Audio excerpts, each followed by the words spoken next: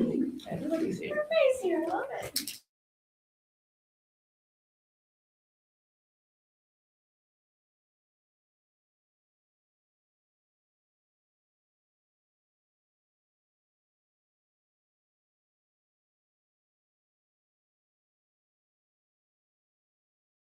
Call the roll for the Finance Committee, please. Ms. Bucks, Here. Ms. Fryer, Here. Ms. Shakarian, Here. Ms. Rodriguez, Here. Ms. Rashid, Here. Mr. Horrigan, Here.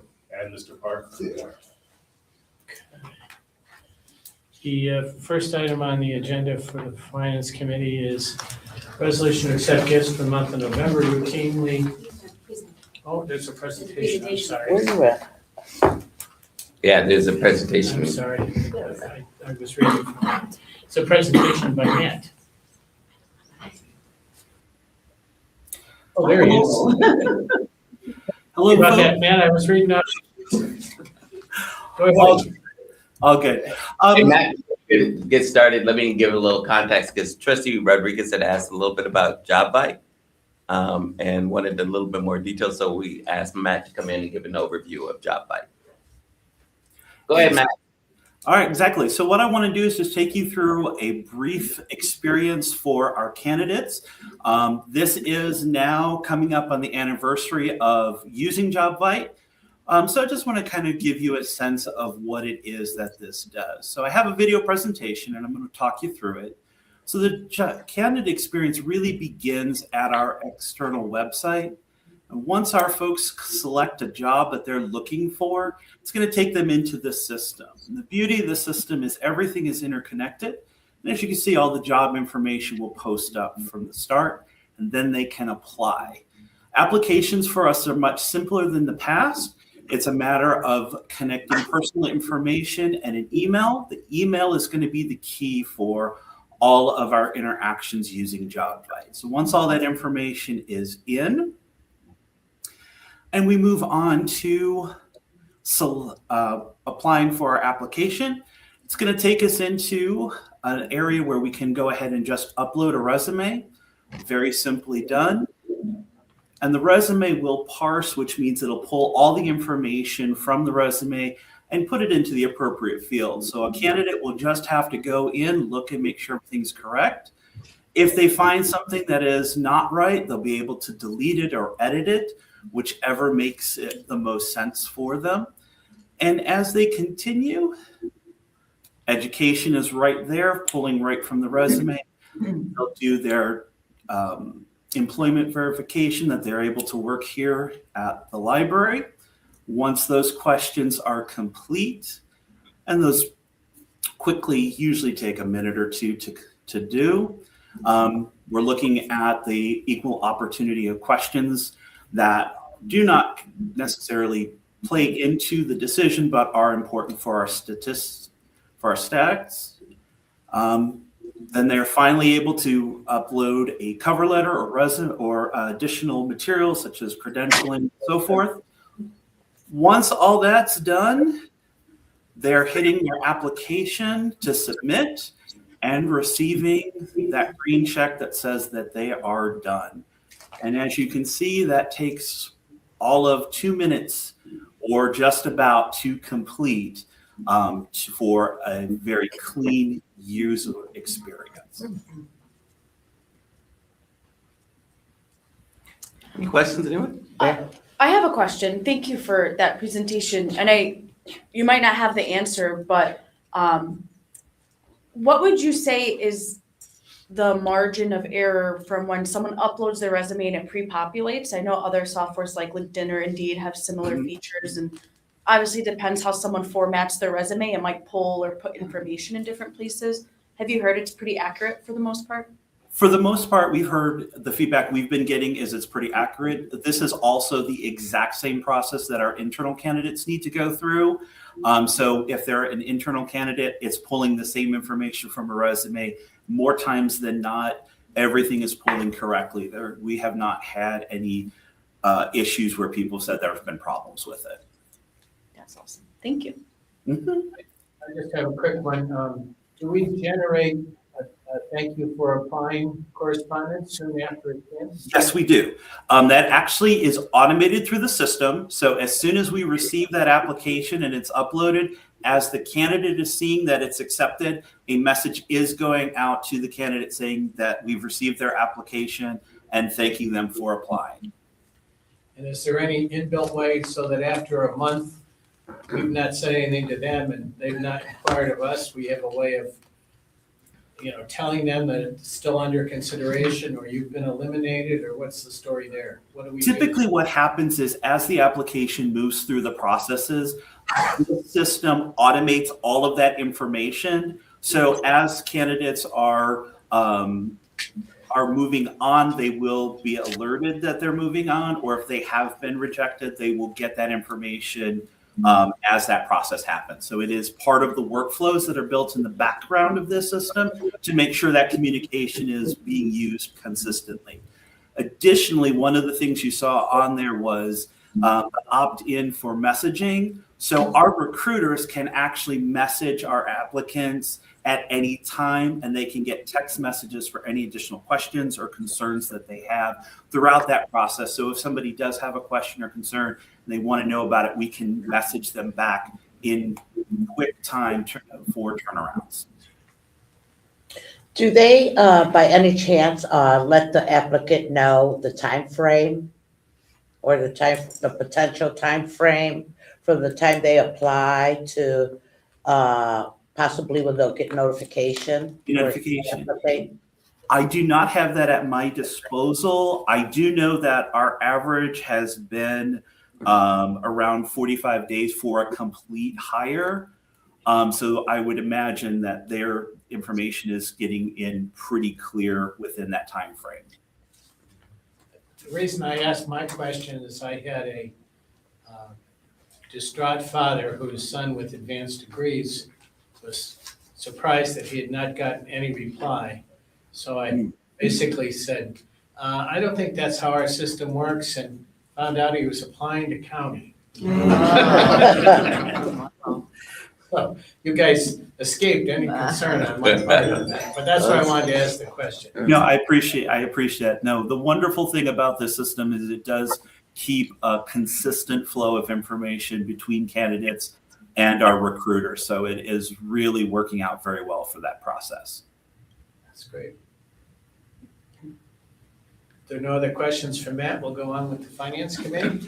And so next month, we'll bring in, Anna's out on vacation right now. Next month, we'll bring Terry Ford, is kind of replacing Althea as the head recruiter. So we'll get a chance to meet her and, any other questions you might have about the recruitment process. She'll have had some time to kind of work through them. That's great, thanks. So we go back to Finance Committee, and I apologize again for not reading the top of the notice. Resolution, Exhibit 1 is the normal resolution to accept gifts for the prior month of November, whereas the board receives gifts of monies, library service, materials, technology resources, and miscellaneous non-monetary gifts from generous citizens from time to time. It resolved that gifts described in the gift report for November 2025 be accepted upon the conditions connected with said gifts in accordance with Section 3375.40K of the Ohio Revised Code. Any outstanding gifts you should tell us about? Yes, we received the $1 million contribution from Mandel for Neoba. Oh, I thought it was going to be a different one. Oh, no. This is wonderful. This is from, Good. for The CPL. matching game. Yeah. The matching game. Good, good. A second. Second. Mr. Corrigan. Yes. Mr. Parker. Yes. Ms. Butts. Yes. And Ms. Shakarian. Yes. I've got to figure out a way to do this so that I don't keep going back to the home page. That's what I did, I hit that, and that's what this did. You got it at the bottom there. Yeah, I got it at the bottom. Okay. All right. Exhibit 2 is a resolution to accept a grant from NOPEC Foundation to reinstate the seed library program at the Cleveland Public Library. Whereas NOPEC is the Northeast Ohio Public Energy Council, Ohio's largest nonprofit energy aggregator, combining the buying power of hundreds of communities to negotiate lower-priced electricity and natural gas for over 1 million residential and small businesses. And be it resolved that the Executive Director, CEO, or his designee is authorized to enter into and execute any agreements or instruments necessary to fulfill the terms and conditions of this resolution, subject to the approval of the library's chief legal officer. So who's going to explain this one for us? Tracy Yes, happily. and Marina, Yes. both of you can come up. I could too, because I got seeds. And they were so beautiful. Everybody, my neighbors and everybody was commenting on the seeds. They were the short sunflowers. They were beautiful. Thank you. Oh, great. And it also remediates the soil too, just. so you Yes, know. and I deheaded them and I'm saving them for next year. Oh, see? Excellent. Well done. Hi, everyone. I'll briefly just mention the opportunity and then let Marina talk about the what it's going to do for the library. So it's a $10,000 grant awarded from the NOPEC Foundation, which is a supporting fund of the Cleveland Foundation. And they're really big into supporting sustainability, environmental issues, things like that. And so it was a natural fit for the work Marina's doing here. And I'll let her talk about what she plans to do with the grant funds. Yeah, thank you. Thank you, Tracy. So, and thank you for the opportunity to share. So the plan is, as you may have known, that the Cleveland Seed Bank folded in 2024. So we didn't have a distributor for our seed library last year. So we were able, this grant is going to allow us to be able to expand the seed library program to not just the 5 or 10 that we had in the past, but to, make sure every neighborhood has a seed library. So that is the plan for 2026. I just have a So, question. yes. Do you believe this grant will be able to cover the cost to expand it? I know it's smaller, but still wonderful. So it's a great question. So what I'm working on right now, after today, I'm ready to, next steps is to obtain 3 quotes from 3 different distributors. And they will be the non-GMO heirloom seeds. So they're very specialized seeds that you can't find in, your regular hardware store. And that being said, we will have fewer seed quantities at each location because we want to expand it system-wide. We did ask for a lot more for this seed library program, but we are going to make it work with the $10,000. And just remind me again, the seed bank decision to suspend operations, how was that made in 24? 'Cause I forgot. Wow. So the Cleveland Seed Bank was a separate nonprofit entity. We really don't know. We haven't been given the details behind why they were folded. Cleveland Foundation granted. Yes, correct. hmm So, all right. So we're not really sure. We don't have the inside scoop on what exactly We'll happened. just have to give the Cleveland Foundation a hard time. All right. But So every branch library will have. So, yes, But mhm. obviously not gonna name you another. yes, that is the plan. We really want to spread the love to all the neighborhoods because it is a very popular program. And it'll also be, we'll also have one at the West Side Market, Book Nook, and the satellite locations as well. So, Can you say a little bit more about the variety of plants, how long the Mhm. seed libraries are open, a bit more? So typically we launched the seed library program in April around Earth Day, Earth Month, Arbor Day. And so with that, basically we have it available until we run out of seeds throughout the whole year. Because in the fall, patrons will be able to check out seeds that you can start planting in the fall that will appreciate it for spring growth. So. Got it. And did any of our gardening programming leverage the seeds from the seed library or no? Yeah. So they work together Okay. on that. So. Yeah, so when Tracy and I submitted the grant, our initial request was to really support the garden clubs that were, in existence at several different branches or 5 different branches, but expanding it and trying to support that by offering tool library for gardening to allow those communities to have access to those tools. But for that were example, needed. Lorraine didn't do one last summer. They didn't have a garden last summer. So No. it includes herbs and. Yes, it will include all edibles as well as the herbs. And we will be implementing some of the native seeds as well to support our native pollinators, like the monarch butterfly for the milkweed seed. And then at the West Side Market, we are going to be having a separate, someone's donating, the Holden Arboretum's donating a separate seed library, but it's only going to be native plants at that location. So, yeah. Thank you. Any other I questions? guess I'll see you there. Yeah. Great, thank you. Thank you. And the second? Second. A point of procedure, is this being accepted into the foundation for us? Like this is a philanthropic gift directly to us? Directly to Okay. us. Mr. Corrigan? Yes. Mr. Parker? Yes. Ms. Butts? Yes. And Ms. Shakira? Exhibit 3 is a resolution to accept Best Buy Foundation grant to support tech revitalization at the Rockport Branch Best Buy Teen Tech Center. Whereas Best Buy Teen Tech Centers are invited to request up to $10,000 through the Tech Revitalization Grant, formerly the Refresh and Retool Grant, for hardware and software upgrades to enhance the technology and infrastructure at the Teen Tech Center. Be it resolved that Executive Director CEO is designated as authorized to enter into and execute such agreements and instruments necessary or appropriate to effectuate the terms of this resolution, with such agreements subject to the approval of the library's chief legal officer. So moved. Second. And how many years have we been doing this now? Because this is getting to be Crazy, pretty traditional. Yeah, You might as well just sit up front, Tracy. right, for Because just a there's couple whole bunch of minutes. them Yeah, there. hi again. We opened the Best Buy Teen Tech Center in 2018. So yeah, it's been quite a few years. And this is like a supplemental grant that we were eligible for after the first year, which allows us to refresh equipment. I know Jasmine and Luigi were not able to be here today, but I know the plans are to purchase a couple new 3D printers for the outdated ones in this space, as well as a new iMac and some kind of really cool camera for the space as well. What do you do with the old 3D printers? Are they recycled or are they? That's a good question that I don't know I can answer. I know they're, Yeah, they're not allowed to sell them, I think. for the You grant can recycle requirements. No, we keep the printers. They're still running. Okay. Yeah. Are they just moved to a different location or do we just keep them here?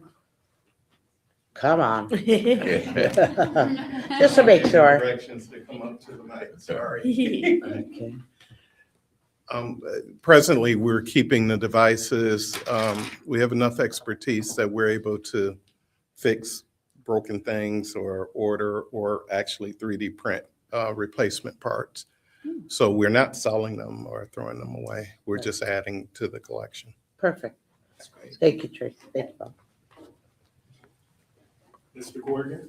Yes. Mr. Parker? Yes. Ms. Butts? Yes. And Ms. Shakira? Exhibit 4 is a resolution to accept the grant from Cuyahoga County and United Way for the Family Space Program. Whereas in October 22, the CPL accepted a grant from United Way of Greater Cleveland to support and administer the Family Space Program, providing essential programming for families with young children. Be it resolved that the Board of Trustees, pursuant to the authority set forth in 3375.40K, hereby accepts a grant in the amount of $129,600 from Cuyahoga County and United Way, with $96,007.57 to be deposited into the Early Literacy Fund 258042-42300-28801 local aid, and $33,592.43 to be deposited into the Early Literacy Fund 2580466-4610028801 restricted gifts. Be it further resolved that the Executive Director, CEO, or his designee is authorized to enter into and execute any agreements or instruments necessary to fulfill the terms and conditions of this resolution, subject to the approval of the library's chief legal officer. So moved. Okay. Come on up, Trace. It's the Tracy Show. She's the one that's writing them, Great. and she's doing a great job because she's getting them. So, but there is a question for Trustee Rodriguez. of course. That's just a weird amount, 129,600. Agree. We don't have any, they're budgeted through Cuyahoga County's budget, and we just are told every year, please request and agree, we're written into as a line item for this specific project for this amount. So they give us the amount, and then we tailor our budget to what they tell us we're getting every year. It is incredibly odd. Is this Okay. an increase or decrease from last year? This is a decrease. That's what I thought. Yes. So which two locations are affected? One is. The Family Space Program is at 2 branches. It's at Woodland and Carnegie West. Maybe I've seen that one. Mhm. Thank you, that's what I thought. Yeah, it moved from Huff in 2024 to 2025, and Woodland was the new one in 2025, and will continue at Woodland in 2026. And of course, those who don't know, United Way is getting out of the grant giving business, and so it's only when they cooperate with governments that we see grants from United Way pretty much. Oh. At least large, I don't mean that they don't still give grants, but if you look at what's been their past practice, they've stopped giving grants. They're looking at more prevention research type stuff. If you read their annual report, you can see it in the change, so. Not that it's not controversial. But that's what's happening. Right. Okay. See you in a minute. Mr. Corrigan, Yes. Mr. Parker, Yes. Ms. Bunt, Yes. and Ms. Shakarian. Yes. Exhibit 5 is a resolution to accept a grant from the Library of Congress for the Ohio Center for Book Teaching with Primary Sources Partner Program. Whereas Teaching with Primary Sources, TPS grants, support the development of a nationwide network of organizations that provide educational programming and create teaching materials based on the Library of Congress's digitized primary sources and related online services, thereby expanding innovative strategies, tools, and materials for meaningful teaching and learning. Be it resolved that the Cleveland Public Library Board of Trustees, pursuant to the authority set forth in revised code 3375.40K, hereby accepts a grant in the amount of $17,500 from the Library of Congress to be deposited into the Ohio Center for the Book Fund account 229042-42100 federal aid. Be it further resolved that the Executive Director, CEO, or his designee is authorized to enter into and execute any agreements or instruments necessary to fulfill the terms and conditions of this resolution, subject to the approval of the library's chief legal officer. So moved. Come on up, Boozer and Tracy. It's the Tracy Martin show. Right, so far. I'll just, again, Don Boozer is here to talk about the specifics of this opportunity. What I can offer is that sometimes grant opportunities are like presented to, our staff here, and then they come to me and say, hey, this opportunity was shared with me. What can we do to apply for it? And versus other times, like when Marina spoke, she was the seed library is ceasing operations. Is there anything we can do to find? So it's a good example of one where we kind of went out and found an opportunity versus what Don will talk about is an opportunity that was presented to us that was just an amazing fit with the timing and the work that his department's doing. Hello. So to give you some background, so you may or may not be aware that Literary Cleveland and Ohio Humanities and Ohio Center for the Book and Ohio Anna are collaborating on a year-long celebration of Toni Morrison next year, starting in February and going through February the following year. The Teaching with Primary Sources program was presented at a meeting of the Center for the Book affiliates not that long ago, and we were encouraged to apply for grants. What we thought was this would be a great opportunity to use Toni Morrison's novels. If you line them up in chronological order of setting, it tells the history of the United States. We have the America 250 going on next year. And so what we did was we used the opportunity for the grant we're going to go out, look for some scholars to write us an essay putting the novels that were set in Ohio into historical context, also to do a discussion guide for reading groups that they can use, both from high school to undergraduates, community members, and then a list of annotated primary sources from the Library of Congress, as well as other repositories that are available throughout, and then to incorporate those resources into the essay and the discussion guide and all that. We're looking at the 3 novels that were set in Ohio, which is Sula, Beloved, and The Bluest Eye. And so those are the three we're going to concentrate on for this grant. We're going to see how it goes and go from there. And the resources will be hosted on various sites. There's the Ohio Celebrates Toni Morrison site that they'll be posted on. We're hoping to do some things with the Ohio Center for the Book repositories. We're going to encourage the scholars themselves to make people aware of them. And then we're also going to have some virtual training sessions for teachers and for undergraduate professors, and then for community members too. And we're going to record those, make those available, that sort of thing. So that's what we're going to use the grant for. I have a question. One of my best friends from high school she taught at Kent all these years, many years. And Toni Morrison was one of her main people in her canon. Should I have her apply to be one of your scholars? By all means. If you even send me her email address or give me your email address, we're actually going to send out after the board meeting on Thursday. We're going to send out an email to people that have applied that were interested in being involved in the whole celebration, and just send those out to all the professors and stuff that have expressed interest. So we have a nice little bank, but yeah, we can definitely include by all means. Great. Her name is Sharon Brooks Carson. Okay, please. Thank you. Is there a kickoff event or anything? There's a kickoff event in Columbus on February 18th. Well, I'm not sure whether it's actually on Toni Morrison Day, but the kickoff is in Columbus. There's a talk about a large tentpole event for Beloved in Cincinnati. There's a big finale in Lorraine, and then we're also in discussions about what we're going to do. But the planning committee for the celebration is encouraging local libraries and community organizations to have events. And then the nice thing is with the Ohio Celebrates Toni Morrison website that there will be a consolidated calendar event. So you say, well, what's going on in Northeast Ohio? And you'll be able to see what's going on there. And so we're actually in the process of talking about some possibilities for CPL and Cuyahoga County too. So Lorraine Branch has a fabulous Toni Morrison whole section. I guess. The reading room, we actually did an audio tour of the Toni Morrison reading room for the Ohio Center for the Book podcast. So if you're not subscribers to the Ohio Center for the Book podcast, I highly recommend that. Stole one of our good managers. And just so the historical record is correct, the reason we're picking 2026 is the year Toni Morrison is because? Actually, we're dovetailing it to the America 250 sort of thing and telling the history of the United States using Toni Morrison as sort of a jumping off point. But I think one of the fun things is that Matt Weinkamp from Literary Cleveland said, we're going to use this as a dry run. So whenever 2031 rolls around, it's her 100th anniversary, we'll be ready to go. Okay, all right.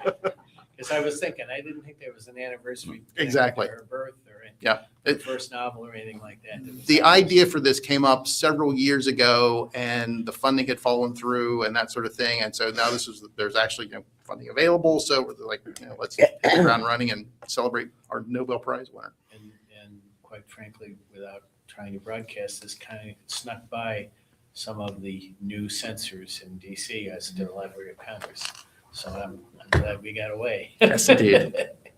Yeah, I actually got to meet the acting Librarian of Congress whenever we went down for the National Book Festival this year. So that's cool. That's very cool. He or she's able to prevent changes on these sort of things. That's great. Yep. Any other questions? Thank you. Thank you. Mr. Corrigan? Yes. Mr. Parker? Yes. Ms. Butts? Yes. And Ms. Shakira? Yes. Exhibit 6 is a resolution to accept funding from the Cleveland Public Library Foundation, whereas the Library Foundation has raised restricted funds totaling $368,988.48 from individuals, corporations, and foundations to support the library's programming in early literacy, digital literacy, arts and culture, and outreach services, as well as for collections branches in the Director's Office, which gifts are set forth in detail in the chart attached as Exhibit A to this resolution. And whereas the foundation votes be resolved that the Cleveland Public Library Board of Trustees pursuant to authority set forth in Revised Code 337540K hereby accepts the restricted funding in the amount of $368,988.48 from the Cleveland Public Library Foundation to be deposited in the fund account set forth in Exhibit A.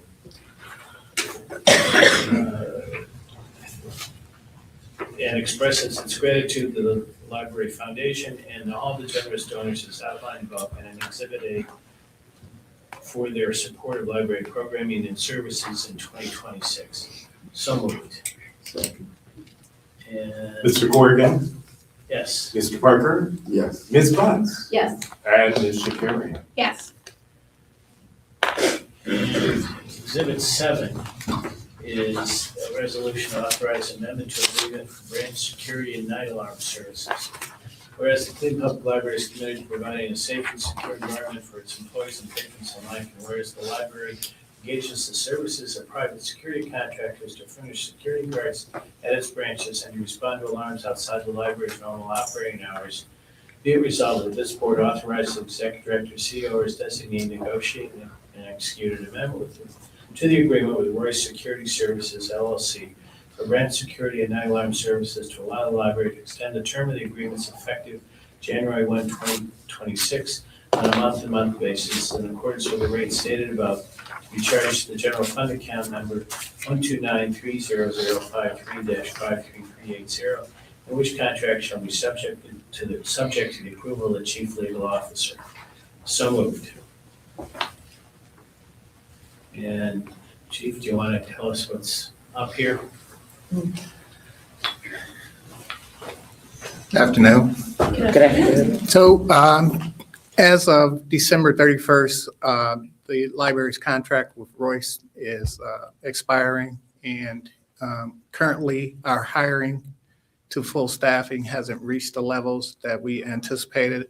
Full staffing would be 68 officers. It'll be 60 SPS officers and 8 safety aides, so 68 total personnel.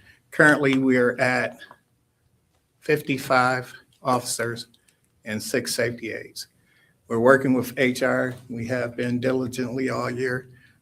They have slated for January's orientation enough personnel to bring us to full staffing if those people make it through the process.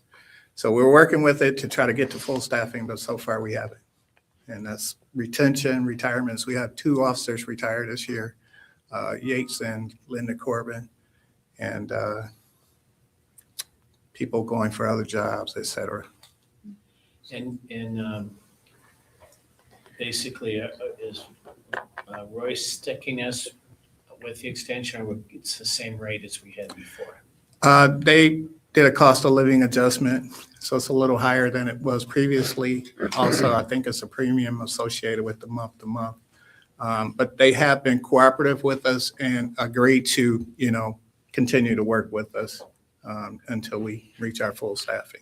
So how many officers do you have? Currently, we have, we're committed to have a security presence in every branch. And so currently we have the supplement, maybe 4 branches have Royce officers. We have a supervisor and a manager to make sure that they have staffing and coverage. In the event that a Royce officer calls off, a supervisor will respond to those branches. And in terms of the premium for going to month, is it a 4% premium, or what's the? if you had to guess? Thereabout. But then at some point, we anticipate not using Royce or contracted services. Like when we can get to full staffing and have a system where there can be folks covering for each other. Yes. We will be at, so how? I mean, I know it's difficult to sort of have that crystal ball to determine that, but we want to move away from the contracted services and have full-time staff. Exactly. By the first quarter, our hope is to have full staffing. Our model for our security services, we have a branch patrol that is mobile, that can respond for coverage when we do have absences and vacancies. So it could be within no later than second quarter. Fingers crossed. Okay. Yeah, I mean, we want to, wean ourselves from this Yeah. for sure. I just want to thank Chief Goins and Harriet, Mrs. Parks, kind of helps with as far as public services is over our SPS department and our Anna and our HR folks. They've worked really, really hard to do this. They've had a number of, job kind of programs to get to this number that we are now, because last year we were in the mid 40s, I think, for this. So we've done a lot of work. And And when you bring so many people on, you lose a number of people. It was like bring on 10, lose 3, bring on, Correct. right? But in that same sense, we're keeping the people we need to. So that's. Yes. And I think ultimately this is responsive to some public comment we've had at Mhm. prior meetings. You know, we're showing that we're working to get Yes. off of this contracted security. We want the people to be employed by CPL. And I think it adds also, you know, to the totality of our staff and our officers love working in the libraries and love seeing our patrons, right? They do. So I appreciate all the work you're doing. Thank you. Thank you. And the second, Second, Mr. Corrigan, Yes. Mr. Parker, Yes. Ms. Butts. Yes. Ms. Shakarian. yes.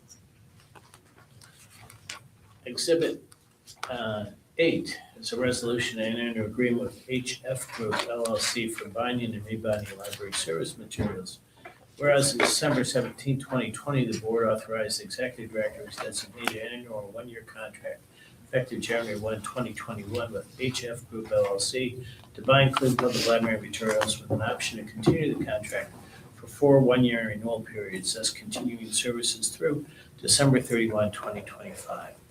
Be it resolved that the board authorizes executive director to designate, execute, and negotiate a 1-year contract with HF Group LLC according to the pricing attached to this resolution effective January 1, 2026 to bind the Cleveland Public Library materials with an option to continue the contract for 4 one-year renewal periods subject to the approval of chief legal officer with such expenditures to be charged to the general fund account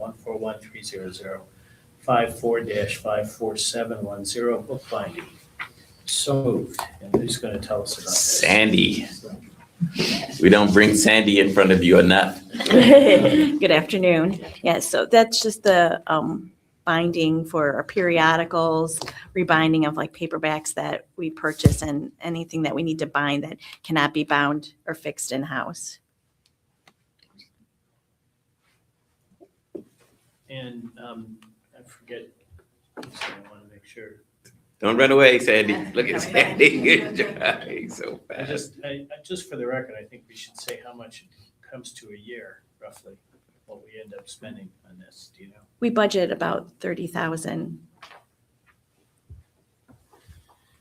And the second, Second, Mr. Corrigan, Yes. Mr. Parker, Yes. Ms. Butts. yes. Ms. Shakarian. Yes. And Exhibit 9 is a resolution authorizing a contract with Delta Dental of Ohio for employee dental benefits, whereas the library currently purchases employee dental benefit insurance from Delta Dental of Ohio. Be it resolved that the Board of Trustees hereby authorizes Executive Director, CEO, or designee to enter into an agreement with Delta Dental of Ohio for employee dental insurance benefits for a 12-month period term from January 1, 2026 through December 31, 2026 at the increased monthly rates outlined in the attached renewal with Delta Dental of Ohio, which agreement shall be subject to the review and approval of the chief legal officer. So moved. Second. And who's going to tell us about the increase? There was, for this year, an 8.59% increase. We haven't experienced an increase in the past 11 years, I was so. going to say, Yeah. but this year is one of those years that Yeah. everybody's getting an increase, so. Okay. And the second, Second, Mr. Corrigan, Yes. Mr. Parker, Yes. Ms. Butts. Yes. Ms. Shakarian. yes. And Exhibit 10, a resolution to authorize lease of space to house and process the Cleveland Public Library Center for the Media. Whereas on December 19, 2024, the board passed a resolution expressing its complete support of the library administration's goal of accepting the Northeast Ohio Broadcast Archives into its collections. And after a lot of whereases, be it resolved that the board of Cleveland Public Library hereby authorizes the executive director, CEO, or designee to execute a letter of intent with One Playhouse Square Investors LTD, substantially the form as is on file with the board secretary, and to negotiate and execute a lease agreement for the same at the rental rates set forth in the letter of intent, which lease agreement shall be subject to the approval of the library's chief legal officer, and which lease payment shall be charged to the CPL Center for Media account 235-415-03-53510, rent and leases. So it's a 10-year lease. Tell us about it. Pardon me, my foot fell asleep. So we are, This is a pretty good deal for the Idea Center, by the way. yes. This is the. Michael, you could please join because Michael did a great deal of the work to try to work through the. All right, go ahead, Brian. So the 10-year proposed lease is spelled out in the letter of intent that the landlord has asked us to keep confidential for the time being, which is on file with Trustee Corrigan, but it is nonetheless a public record. So I will speak to it as much as I can here. We have before us roughly $15 a square foot starting proposed rent for the space. It'll increase about 2% per year. And baked into that rate is the fact that the space currently is unfinished. It's not been leased since the Idea Center was last remodeled. So there will be build out needed to be done in order to make this space usable for the library's purposes. Some of that will be paid for by the library. A portion of that will be paid for by Idea Center. But exactly whose responsibility, pardon me, exactly what each party will be responsible as between the landlord and the tenant remains to be determined. We are working or will be working very shortly with Pato Architects to figure out the exact scope of build out. Mostly build out will be interior walls to divide what's right now just about 6,000 square feet of open space into a storage area and a work area. But we also need to design a heating, ventilation, and air conditioning system that will be able to provide the adequate environmental conditions for the materials. And once we have that idea of how complex the work will be, we'll be working with the landlord to determine how construction will be handled logistically. With that, I think Michael can talk more about the project itself. So most of us have been in the space, but not this part of the space. Right? So when I started looking, I looked in the downtown area, maybe 3/4 of a mile or a mile from Main Library, and this was the least expensive space. And as Brian said, it's a space that has not been leased. It's a difficult space to lease. The floor is 300 feet long and about 75 feet wide, the floor plates in the building. Looking north, you have a great view of Lake Erie, and looking south, you have a great view of Playhouse Square. But I told Alex Russo, I said, we're not paying for a view. So what else do you have? You want the humidity and the temperature. Exactly. So we got right in the middle, which is a very hard space to lease. And so we got a very favorable term. The building has 2 backup generators because of the theaters and the radio station. They have their own chilled water plant, which operates 365 days a year. They have 24/7, 365 security. We can be there. We can access it at any time. It's a secure building. It's a former department store. It can hold the weight of our collections. And the reason I know that, we haven't done an engineering study, but from 1913 to 1925, Cleveland Public Library occupied the 5th and 6th floors of this building. Really? With a double stack of books. And so I know that it can hold the weight of whatever we put in So there. what floor will be on? We'll be on the 4th floor. 4th floor. And what's above us then, or could be above us?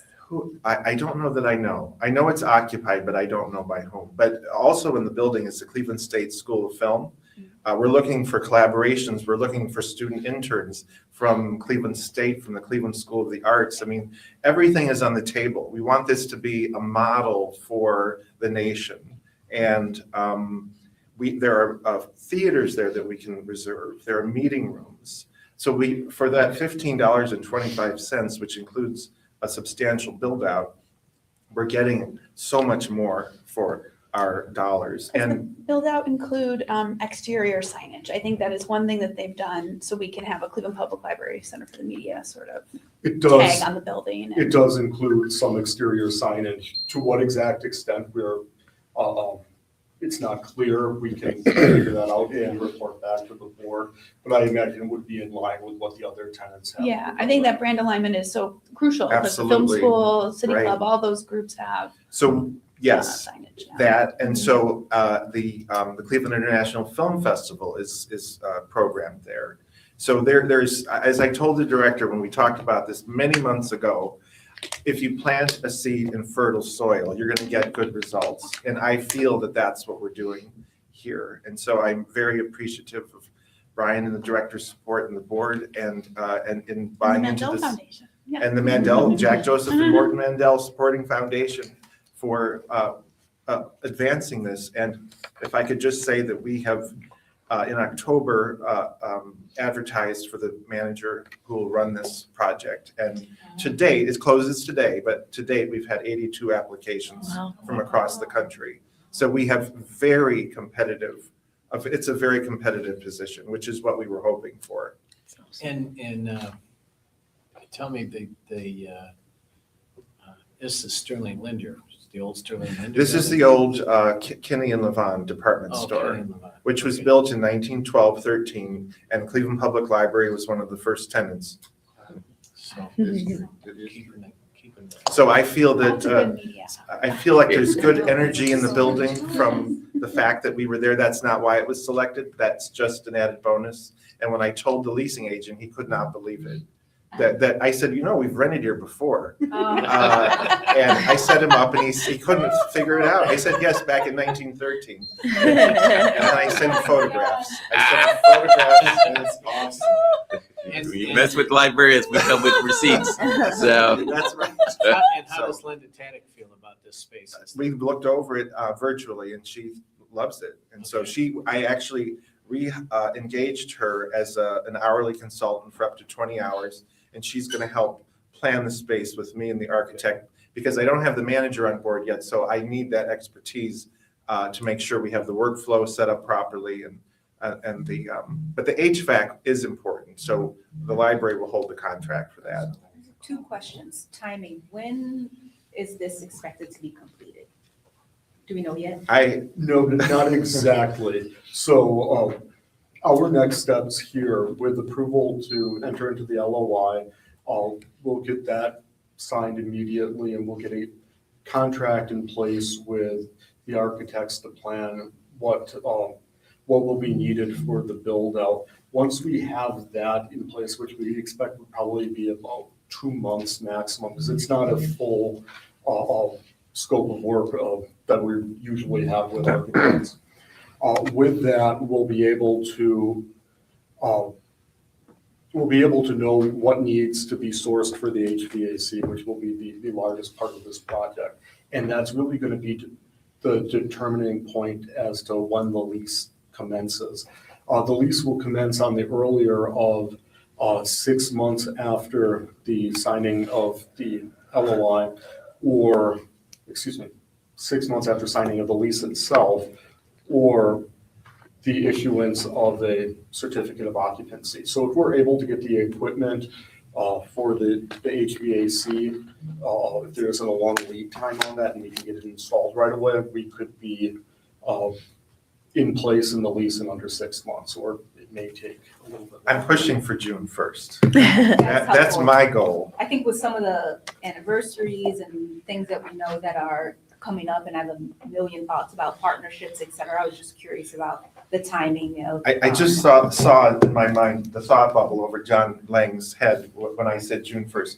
I said I'm pushing for June 1st because I know how these things go. But we're going to do everything we can to get to June 1st. So I'll reserve all my other million questions for a later date. But you mentioned like wanting to be best in class, best in the nation. Who else is like a North Star or an exemplar when it comes to? I've been in touch with the project? Chicago Film Archive. Okay. And Nancy Watros is the founder and director of the Chicago Film Archive, which I do plan to visit as soon as I have a moment. And I've talked through storage issues with her, space issues, So she, and Linda Todich recommended her as the person I should talk to, and I've had several conversations with her. Since ALA is in Chicago this year, we should make a point to have trustees who attend, Oh, get a tour I of the think she would Chicago love Film that. Archive, Yeah. so Mhm. We should reach out and start trying to schedule. if you can help Yeah. start doing that now, so we can get that on the schedule. And a fun fact that Michael disclosed when we had people at the holiday party to the CABS representative, there is a palette of Dorothy Full-Time videos. For those who don't know who Dorothy Full-Time is, ask your mom or grandma. We have probably 95% of all of the known Dorothy Full-Time footage that exists. Well, I mean, if someone has it in the trunk, we won't know about it, but anything that's known to exist. We also have 7 hours of film on the Miracle of Richfield of 1976. So, which is pretty extraordinary to have that first. And obviously, since we're working with the CABS for the 2026 issues, is it 26? Yeah. Mhm. That we can maybe collaborate and coordinate on some of that as well. Yeah, We're it hoping. might be nice to think about what can happen to kind of like preview or build up excitement for like the full. But again, we'll leave that to the hands of all the capable people here that are in charge of programming. Absolutely. I mean, This is exciting. we look to build on every milestone event to build awareness. I mean, we don't have access yet, so I get a lot of requests and I have to tell people, well, it's not quite ready. We're moving as fast as we can. I want to serve the public, and it's hard to say, no, it's not ready yet, but when it will be ready, it will be magnificent. And if anybody asks who wants to contribute, we can do There that. you go, We're yeah. happy to, We can expedite the. I'm happy to turn them over to our foundation people, yes. Super. Thank you. Thank Thank you. Trustee Corrigan, I'm one of those people. Second, I need No to look idea. up who Dorothy is. I All don't right, know I'll who that tell is. you. Mr. Corrigan. Mr. Parker? Yes. Yes, for me. You. Ms. Butts? Yes. Ms. Shakarian? yes. Exhibit 11 is a resolution of advance cash from the general fund to the Early Literacy Fund. Whereas the Ohio Revised Code, section 5705.14 provides for the transfer and advance of funds from the general fund to other funds. Be it resolved, the Library Board of Trustees authorizes the general fund advance cash amount in the amount of $19,140.07 to the Early Literacy Fund for the same purposes for which the funds were established, for which repayment in equal amount is made within a year or until all requests for reimbursements have been received. This is our typical housekeeping resolution, correct? Yeah, Carrie? so this is the balance of the grant as we closed November in the Family Space Program. So we won't receive reimbursement until '26. And we can't close the year with a negative fund balance because we've expended the funds ready. And the second? Second, Mr. Corrigan? Yes. Mr. Parker? Yes. Ms. Butts? Yes. And Ms. Shakarian? yes. Exhibit 12 is a resolution authorizing transfer of funds from the general fund to the debt service fund. Whereas Ohio Revised Code, section 3375.40L provides for the set aside of unencumbered general fund balances at the end of each fiscal year.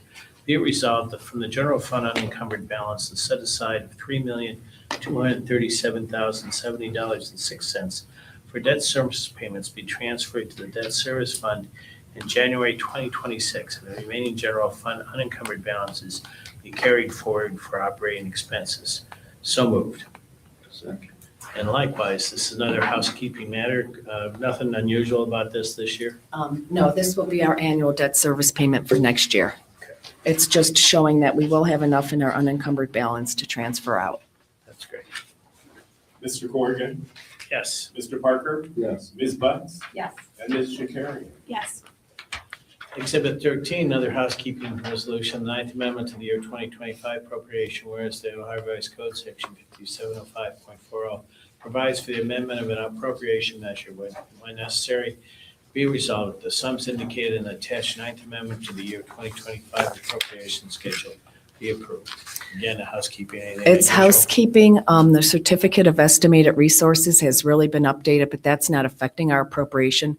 A very small decrease in our appropriation in the special revenue funds, and that was for the grants that The Ohio Humanities Council grant was stalled and it is terminated, so we won't be using that grant. And then the board accepted a cybersecurity grant of $20,000 that we have not expended funds for yet. So we're carrying that forward to next year. So we reduced our appropriation there. But we did update our certificate of estimated resources with the Budget Commission, but we haven't received our official amended certificate back from them yet.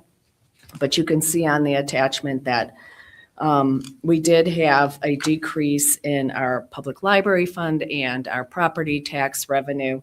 Our public library fund, we had a net decrease of $445,000.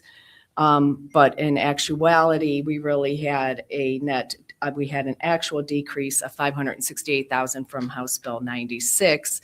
But we collected the sales tax distribution of 24 and 25, so that offset it a little bit to the 445.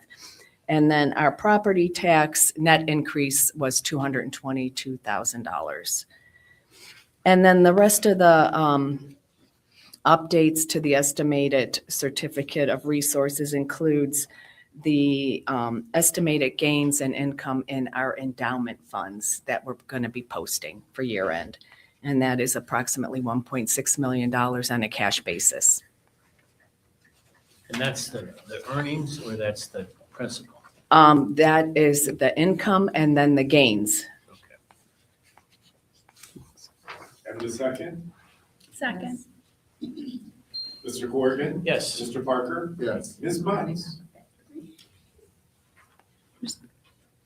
Yes. And Ms. Shakarian? Yes.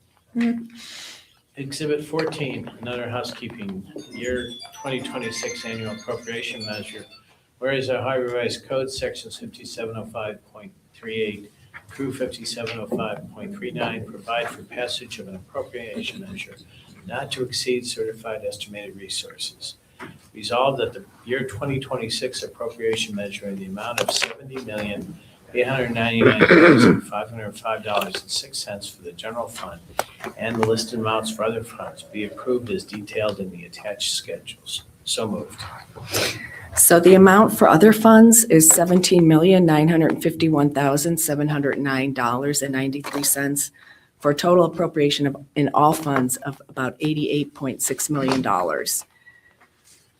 So we started our target numbers in August, and we based our appropriation on our projected revenues at that time, which is $70.5 million. And then we were estimating that we were also going to collect the $3 million in delinquent tax collections. We still have not received our Schedule A from the Budget Commission yet for our property tax certification or our public library fund certification. So we made these assumptions not having that information. Once we projected our revenue, we took our property tax revenue and backed that out, and net of our transfer for our capital assets, and we allocated it to 67% to salaries and benefits and 12% to library materials in order to align with our strategic priority number 4 and our initiative. So the whole team worked on the appropriation, and we fell a little short. The desires came in a little higher than what this appropriation's being put forward to, but we did decrease it, and we're fitting within this appropriation. We fell short in the salaries and benefits category and also in the purchase contracted services within the general fund. And then for our endowment spending, we're spending about 4% of the last 3 years' average market value, which is about $1.2 million that we're pulling out of the endowments this year to spend on our programming. And then in our special revenue funds, it's based on the grants that have been accepted and projected along with our 2026 annual CleaveNet contract revenue, and then just our capital improvement fund balances and projects that we have moving forward. So does this reflect that bit of a rebalance we've talked about earlier, taking some out of the library materials to move it into the staffing line overall? Well, we are appropriating 12% to library materials. Yes, in this But year. that's not as Yes. high as Yes. past years is my point. It right? was, That yes, we did Yeah. appropriate 12%. Oh. So, Yeah. so for 2026, we wanted to appropriate the similar, budget that we've historically done, Mhm. recognizing that there may need to be some adjustment for a variety of reasons in the future. But starting from this point, this is where we believe we want to start from. Yeah. And then our 4%, when have we looked at reevaluating that 4% spend from endowment with the 3-year look back? When was the last time this board has, I may want us to dig into that a bit. We have conservatively spent like a 3%, but we have increased it to about 4, This maybe is to the 4. second year, only the second year. Yeah, second year. But I think this is a conversation where, especially when we bring our investment folks in to have a conversation, that we can discuss what we do with the investment money. Right now, basically only programming money we use are program funds that come from these programs, and that's a challenge. We have been advised through PNC that is the annual spend rate for nonprofits on their endowments is a 4.5% annual spend. I think it fluctuates between 3 to 5. Yeah. But then also, we may want to investigate this because it could help the Shanice's arm of the organization if we can take an administrative fee from that to fund the stewardship and the solicitation of new funds for the endowment. So it may be something we want to talk with PNC about further, and I would want Brian's help to look into the legality of it, because other nonprofits and higher ed do this, but I'm not sure for public institutions. Shanice would be very happy. But Director, you were saying you wanted to go up from the 12%. I don't remember what Corrigan always wanted way back in the day. What was it, more like 25% or? For library Well, materials? But It's what's basically the peak we ever were was about, I think, 19.2. Yeah. And that was in a heyday. Yeah. Back before all the stuff started happening with the state. But what's your current hope now, Belton? So we're at 12%. That's, from what is historic is, no other libraries at Nobody 12%. was ever at. Yeah. Nobody was ever at 19. Back when we were at 19, the Library of Congress was jealous of Yeah. this. Right. And that's- very few libraries are at Too much to hope 15 for. or even close to it. Simply because we have a very, large grouping of different type of materials that we purchase, right? When you just purchase Libby and popular materials, that makes it much easier for you to, have a budget from.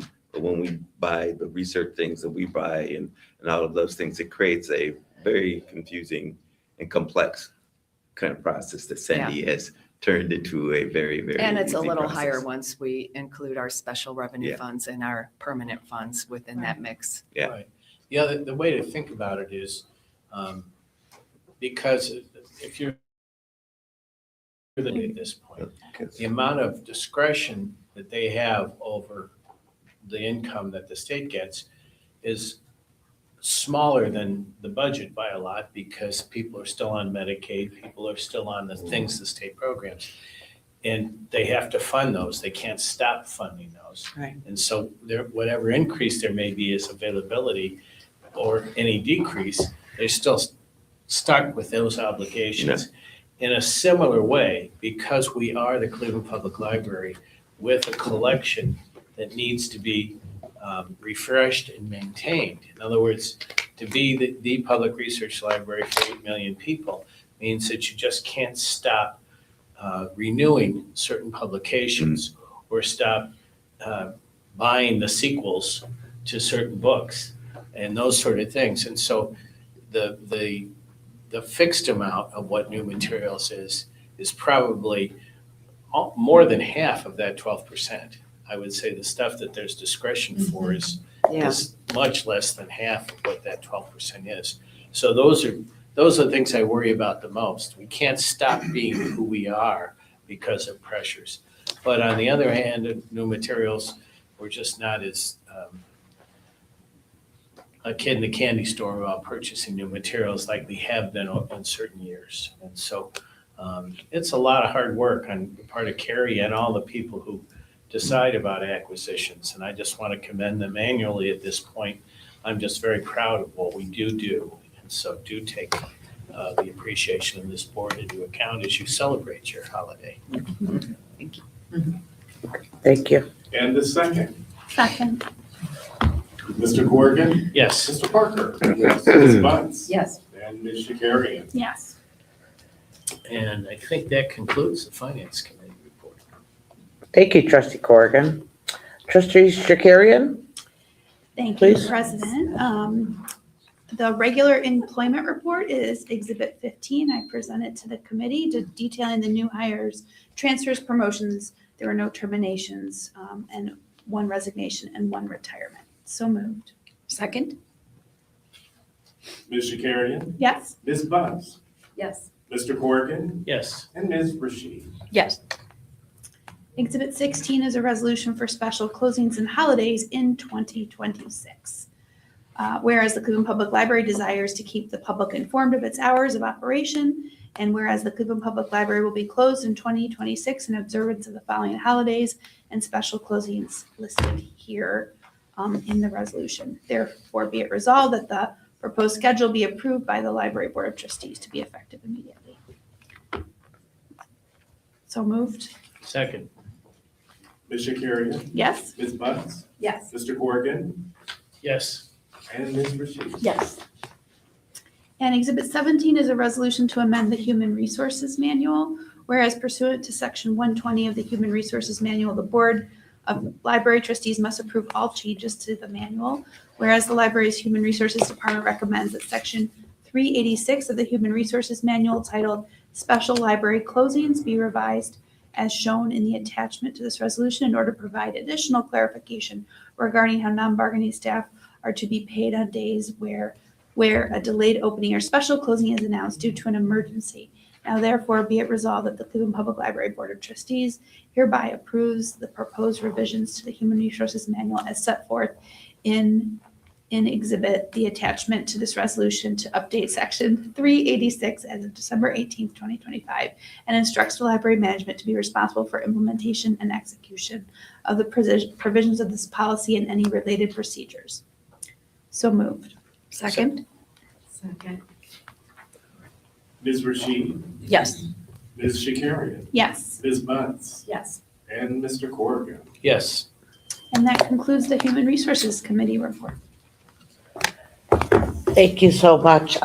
If there is nothing else, the meeting's adjourned. Okay, Thank you. thank you guys. See you on Thursday. So what, do we